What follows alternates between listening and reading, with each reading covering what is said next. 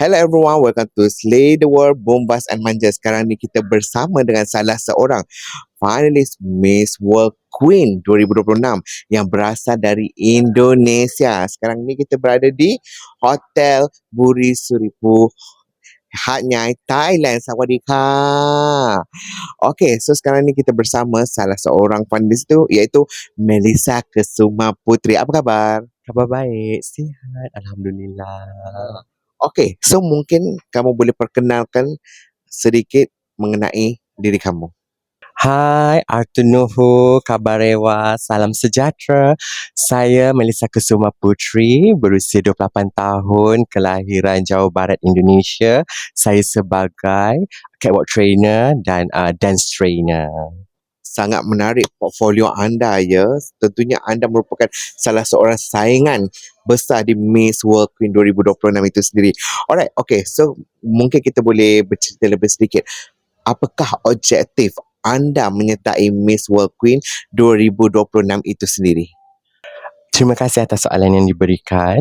Objektif beradanya saya di Miss World Queen 2026 adalah untuk mencungkil bakat saya dan lebih merapatkan silaturahim dengan kaum komuniti saya sendiri di sini. Membuktikan bahawa pertandingan Ratu Cantik ini bukan sahaja dinilai dari segi kecantikan, juga dinilai dari segi kecerdikan, kecerdasan dan dari segi aspek yang berbeza daripada beauty pageant yang lain. Wow, sesungguhnya anda mempunyai objektif yang tertentu untuk menyertai pertandingan ini sendiri.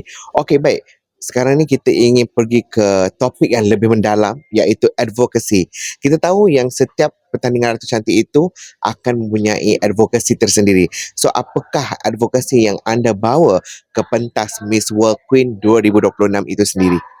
Okay, thank you Slay untuk soalan. Okay, advokasi saya adalah cara kita untuk mempertahankan diri.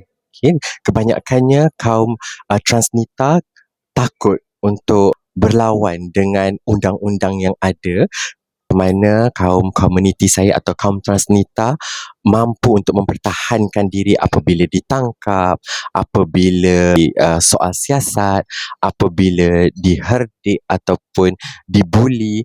Okey, kebanyakannya kaum transnita takut untuk lawan di mahkamah serta takut untuk menampilkan diri di mahkamah untuk dibicarakan.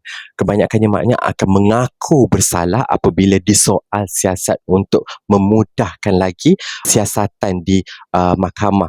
Jadi di sini saya mempertegaskan atau mempertekankan lagi isu-isu dari segi sudut undang-undang supaya maknanya lebih berpengetahuan lagi dari segi undang-undang dan juga mempunyai kekuatan untuk lawan dari segi perbicaraan, tangkapan dan lain-lain lagi. Wow, sesungguhnya advokasi anda sangat kuat dan mempunyai misi yang tersendiri. Semoga anda berjaya membawa advokasi ini untuk di masa akan datang. Okey, baiklah. So, soalan yang seterusnya. Jikalau anda memenangi pertandingan Miss World Queen 2026 sebagai juara, apakah yang anda ingin lakukan kepada masyarakat di luar sana dan juga terutamanya kepada organisasi ini yang anda bernaung di bawah Miss World Queen? Okay, saya suka dengan soalan ni. Apa yang saya akan lakukan sekiranya saya memenangi pertandingan ini? Yang pertama sekali, saya akan membantu dari sudut apa jua kesusahan untuk kaum komuniti dan juga saya akan mencuba sedaya upaya untuk membuka satu ruang untuk kaum komuniti saya, kaum transnita menyertai pertandingan seperti ini. Tidak mempunyai kerisauan, kegugupan ataupun takut untuk menampilkan diri di pentas pageant seperti ini. Dan untuk organisasi, saya akan memberi kerjasama yang baik dan juga saya akan bekerjasama untuk memajukan Miss World Queen ke peringkat antarabangsa. Saya berharap anda akan menjadi juara untuk Miss World Queen 2026 itu sendiri kerana visi dan misi anda itu jelas ya. Alright, so sebenarnya kita ada banyak soalan yang ingin bertanyakan tapi kita ingin akhiri dengan soalan yang terakhir iaitu mungkin anda ingin mengucapkan ribuan terima kasih kepada siapa sahaja yang telah menyokong anda selama anda menyertai pertandingan Miss World Queen 2026 ini sendiri mewakili Indonesia?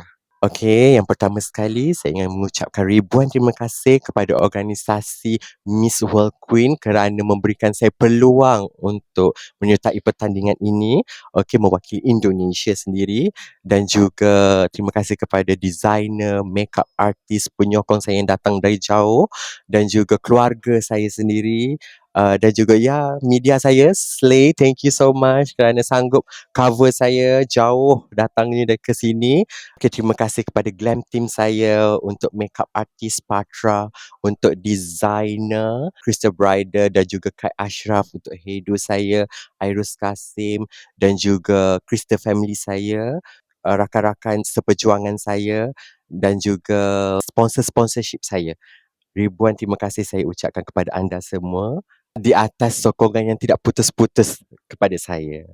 Alright, itulah kata-kata akhir daripada Melissa Kusuma Puteri yang mewakili Indonesia di pentas Miss World Queen 2026. Semoga anda maju jaya dan bakal membawa merangkul kejuaraan Miss World Queen 2026 di bumi Hat Nyai, Thailand. Semoga anda berjaya, Melissa. Bye-bye.